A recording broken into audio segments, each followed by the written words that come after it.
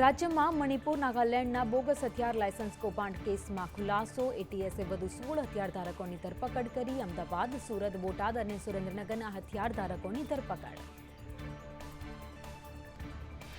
એટીએસે 15 જેટલા હથિયારો અને કાર્ટિસ જપ્ત કર્યા છે. બોગસ હથિયાર કૌભાંડમાં 108 વ્યક્તિઓ વિરુદ્ધ ફરિયાદ દાખલ કરી. અગાઉ એટીએસે 7 આરોપીઓની ધરપકડ કરી હતી.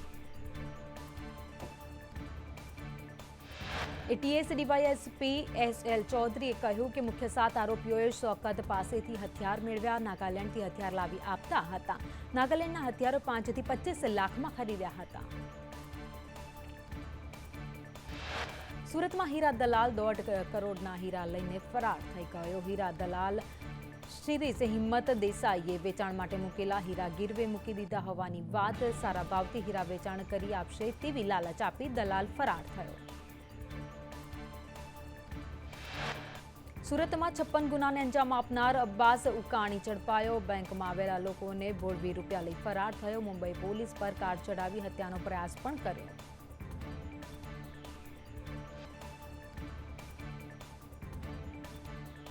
ગોધરામાં લાંચિયા નાયબ મામલતદાર મોહમ્મદ રાણવાડિયાના ઘરે એસીબીનું સર્ચ ઓપરેશન.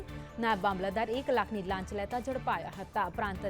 પ્રાંત કચેરીનો પટ્ટાવાળો પણ લાંચ લેતા ઝડપાયો.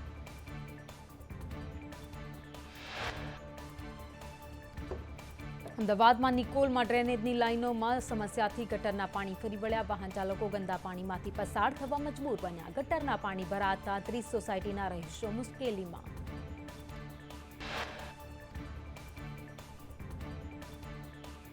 સાળંગપુર ધામમાં 12મી એપ્રિલે હનુમાન જયંતીની ભવ્ય ઉજવણી કરાશે. દર્શનાર્થીઓને મુશ્કેલી ના થાય તે માટે મંદિર પરિસરમાં રહેવા તથા જમવાની ખાસ વ્યવસ્થા.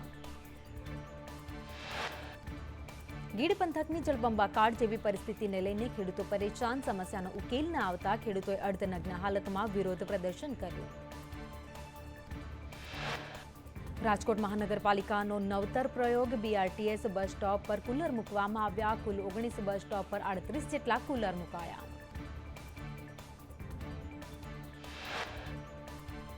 સુરત મ્યુનિસિપલ કોર્પોરેશનના ડેપ્યુટી કમિશનર ડોક્ટર આશિષ નાયકનું અચાનક રાજીનામું. સ્વાસ્થ્યનું કારણ ધરી રાજીનામું આપ્યું. સુરત કોર્પોરેશનના સોલિડ વેસ્ટ વિભાગના ઇન્ચાર્જ કાર્યપાલક ઇજનેરની પણ બદલી. કાલની રત્ન કલાકારોની ઘટના બાદ જ્વલંત નાયકની તાકીદ અસરથી બદલી કરાઈ.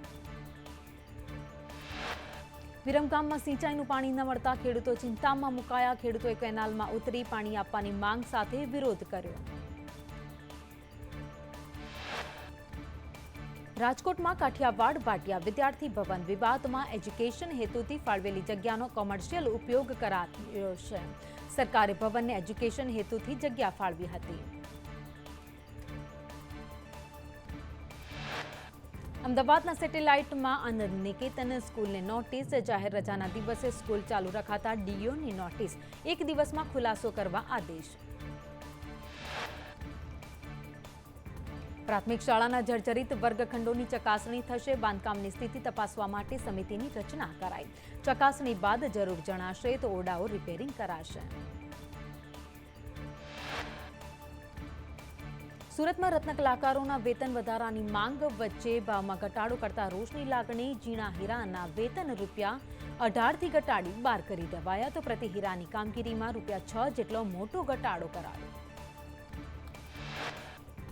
ભાવમાં અચાનક ઘટાડો કરાતા રત્ન કલાકારોમાં રોષ. રત્ન કલાકારો કામથી અળગા રહીને વિરોધ કર્યો. રત્ન કલાકારે કહ્યું પહેલા ₹30,000 કે 35,000નું કામ થતું હતું જે કામના હવે 15,000 મળશે. વન મંત્રી મુળુભાઈ બેરાએ જણાવ્યું કે 10 થી 13 મે સુધી સિંહ ગણતરી યોજાશે. 11 જિલ્લામાં સિંહ ગણતરી થશે. ગાંધીનગર કમલમમાં શનિવારે ભાજપની બેઠક મળશે. રાષ્ટ્રીય મહામંત્રી તુરુણ ચુગ આ સાથે જ સી.આર. પાટીલ સહિતના નેતાઓ હાજરી આપવાના હશે. સંગઠને તૈયાર કરેલા કાર્યક્રમો મુદ્દે બેઠકમાં ચર્ચા થશે. બાબા આંબેડકર જયંતિ સંદર્ભે બેઠકમાં ચર્ચા થશે. આંબેડકર જયંતિના કાર્યક્રમો માટે દિનેશ મકવાણા, વિનોદ ચાવડા અને ધારાસભ્ય શંભુનાથ ટુંડિયાને જવાબદારી સોંપાઈ. સાંસદ મનસુખ વસાવાના ચેતર વસાવા પર પ્રહાર કરતા કહ્યું કે ડેડિયાપાડા ધારાસભ્ય ભાજપની યોજનાથી કુદાકૂદ કરે છે. આપ કોંગ્રેસ સ્થાનિક ચૂંટણીમાં ઘૂસવાનો પ્રયત્ન કરે છે. મનસુખ વસાવાએ કહ્યું કે ભાજપને કોંગ્રેસ કે ચૈતર વસાવાનો ડર નથી. વકફ બોર્ડ પર કોંગ્રેસનું સામ્રાજ્ય હતું. ટ્રાઇબલ યુનિવર્સિટીમાં નીચેનું તંત્ર યોગ્ય નથી. તે માટે મંત્રી કુબેર ડેન્ડોરનું ધ્યાન દોર્યું છે. સાંસદ વસાવાએ કહ્યું કે લોકો નારાજ હોય તો પણ ભાજપને મત આપે છે. દેશને સન્માન કોંગ્રેસ નહીં ભાજપ અપાવશે.